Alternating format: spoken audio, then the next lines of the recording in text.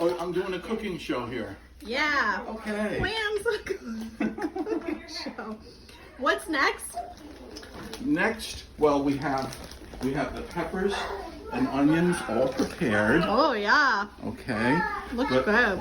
next, we're gonna add, as soon as the meat has been browned, we're gonna add the tomato sauce. Oh, all right. Tomato sauce. So I got a can of tomato sauce. All right. The whole can? Yeah, and then I dilute it. I add some water to it too. Okay. Because what happens, the water will cook off. So periodically you have to keep checking on it, make sure it's not evaporated. And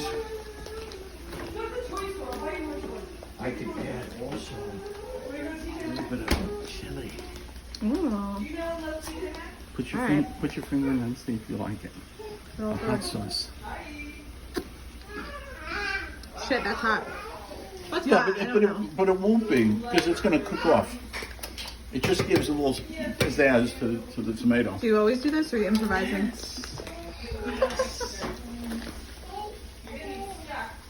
I don't know when.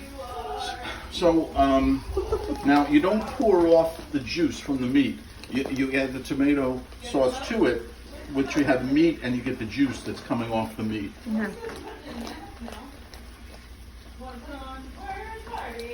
Can't wait to eat this. In an hour and a half. Yeah, 90 minutes at least, because you want it to really tenderize the meat. So good. Oh, good.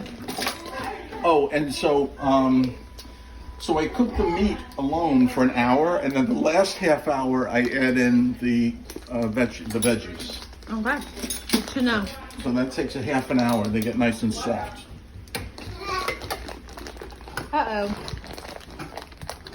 Where's Papa? Careful. Griffin's right here on your feet. Okay. Papa. Papa. Little hugs. My papa.